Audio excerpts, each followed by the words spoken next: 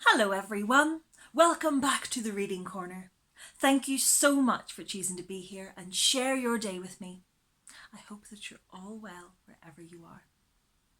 Are you all ready for another brilliant book today? Fantastic! Then let's begin. Today's book is Rosa by Nikki Giovanni, illustrated by Bryan Collier.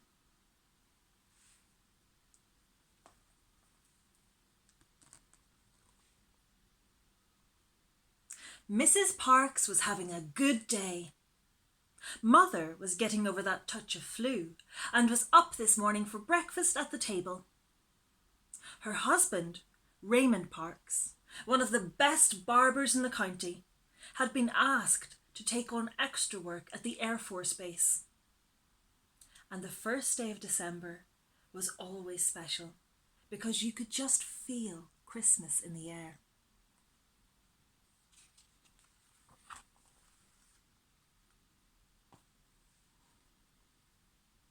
Everybody knew the alterations department would soon be very, very busy. Mrs. Parks would laugh each year with the other seamstresses and say that those elves in the North Pole have nothing on us.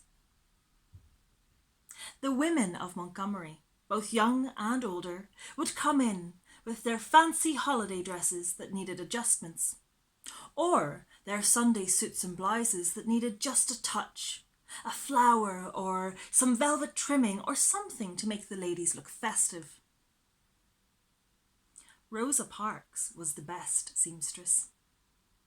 The needle and thread flew through her hands like the gold spinning from Rumpelstiltskin's loom. The other seamstresses would tease Rosa Parks and say that she used magic. Rosa would laugh. Not magic, just concentration, she would say. Some days she would skip lunch to be finished on time.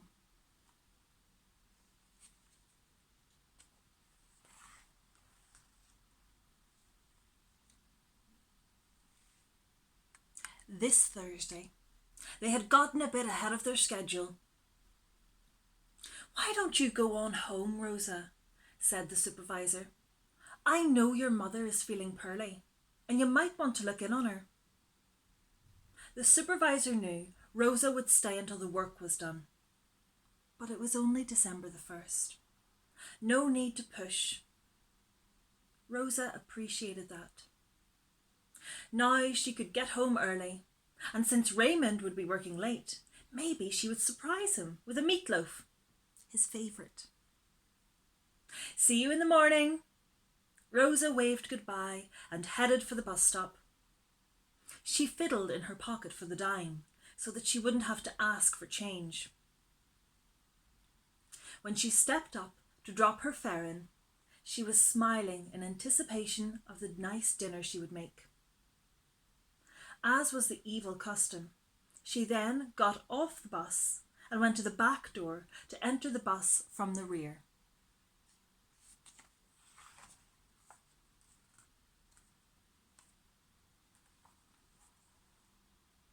Rosa saw that the section reserved for black people was full, but she noticed the neutral section, the part of the bus where black people or white people could sit, had free seats. The left side of the aisle had 2 seats, and on the right side a man was sitting next to the window. Rosa decided to sit next to him. She didn't remember him, but she knew his face. His son, Jimmy, came frequently to the NAACP Youth Council affairs. They exchanged pleasantries as the bus pulled away from the curb. Rosa settled her sewing bag and her purse near her knees, trying not to crowd Jimmy's father. "Men take up more space," she was thinking as she tried to squish her packages closer. The bus made several more stops, and the 2 seats opposite her were filled by black people. She sat on her side of the aisle, daydreaming about her good day and planning her special meal for her husband.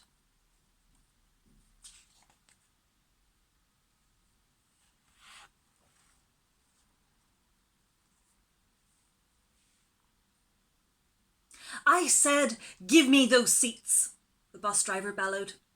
Mrs. Parks looked up in surprise. The two men on the opposite side of the aisle were rising to move into the crowded section at the back. Jimmy's father muttered more to himself than anyone else. I don't feel like trouble today. I'm gonna move. Mrs. Parks stood to let him out, looked at James Blake, the bus driver, and then sat back down.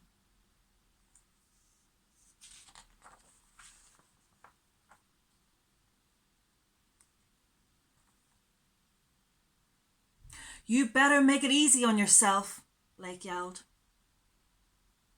Why do you pick on us? Mrs. Parks asked, with that quiet strength of hers.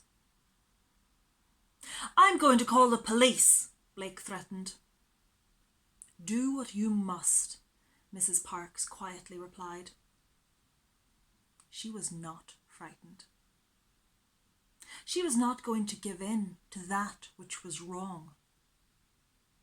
Some of the white people were saying out loud, she ought to be arrested and take her off this bus. Some of the black people, recognizing the potential for ugliness, got off the bus. Others stayed on, saying amongst themselves, that is the neutral section. She has a right to be there. Mrs. Parks sat.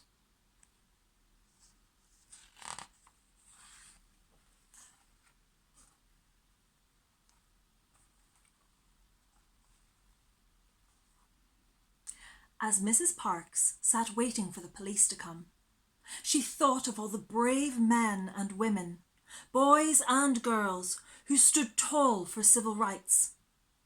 She recited in her mind the 1954 Brown versus Board of Education decision, in which the United States Supreme Court ruled that separate is inherently unequal.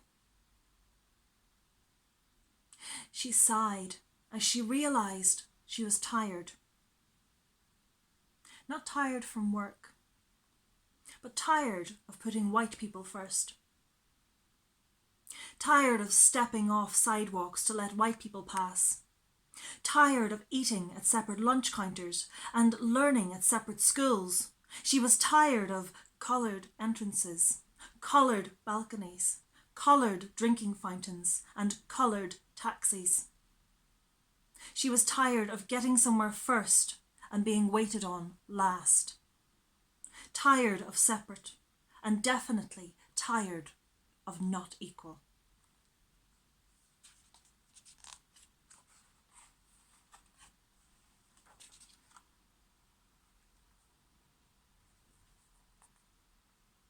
She thought about her mother and her grandmother, and knew that they would want her to be strong. She had not sought this moment, but she was ready for it. When the policeman bent down to ask, "Auntie, are you going to move?" all the strength of all the people through all those many years joined in her. Rosa Parks said no.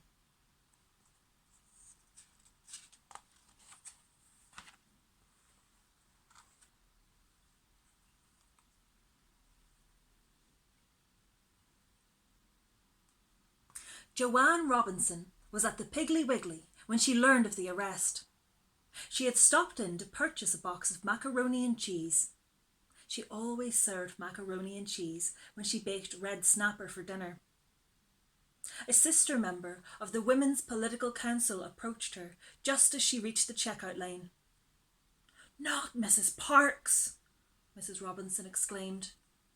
She then looked furtively around, passed the word that everybody should meet me at my office at 10 o'clock tonight, she said.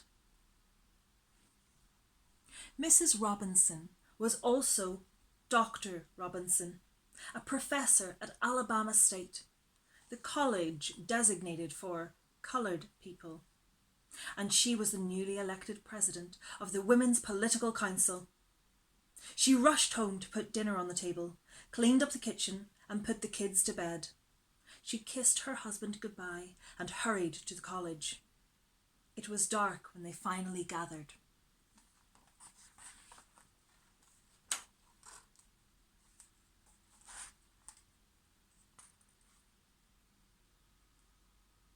The 25 women first held hands in prayers in hopes that they were doing the right thing.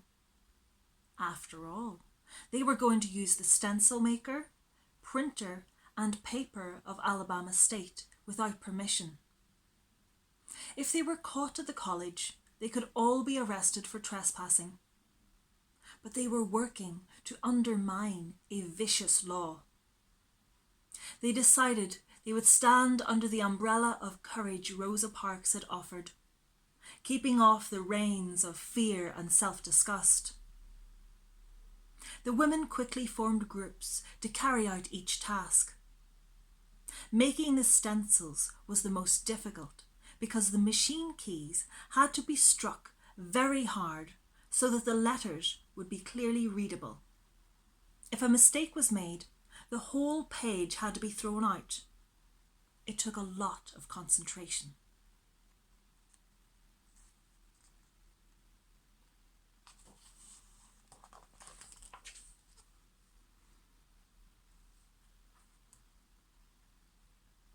The posters read, "No riders today. Support Mrs. Parks. Stay off the buses. Walk on Monday." The women made enough posters for almost every citizen of colour in Montgomery. The next morning, as people read the posters, they remembered the joy they felt when the Supreme Court declared that separate was not equal.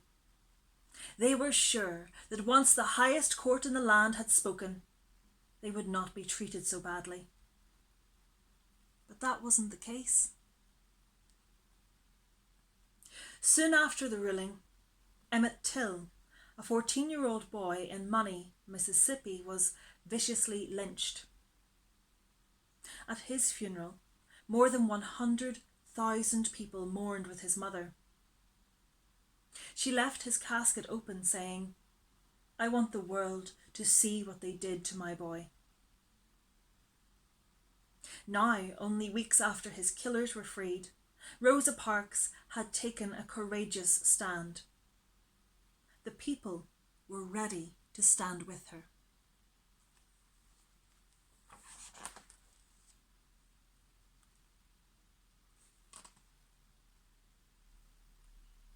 They came together in a great mass meeting. The Women's Political Council, the NAACP, and all the churches. They needed someone to speak for them, to give voice to the injustice. Everyone agreed that the Reverend Martin Luther King Jr. would be ideal. "We will stay off the buses," Dr. King intoned. "We will walk until justice runs down like water and righteousness like a mighty stream."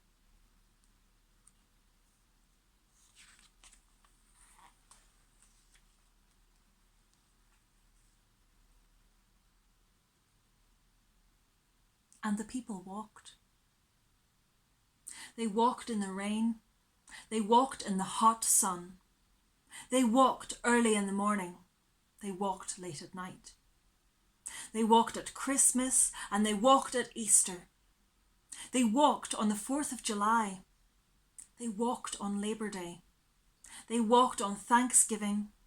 And then it was almost Christmas again. They still walked.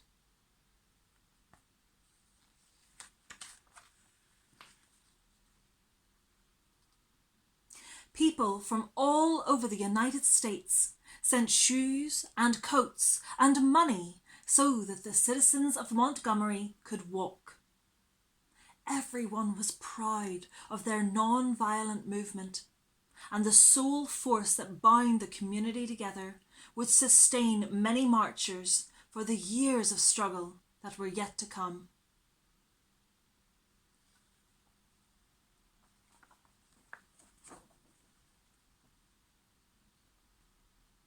On November the 13th, 1956, almost a year after the arrest of Rosa Parks, the Supreme Court of the United States ruled that segregation on the buses, like segregation at schools, was illegal. Segregation was wrong. Rosa Parks said no, so that the Supreme Court could remind the nation that the Constitution of the United States makes no provision for second-class citizenship. We are all equal under the law and are all entitled to its protection.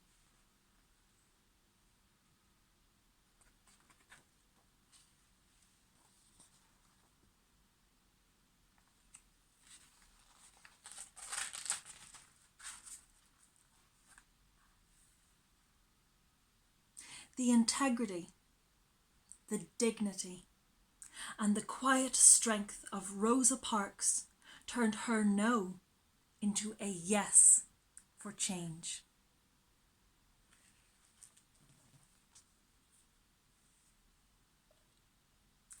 The end.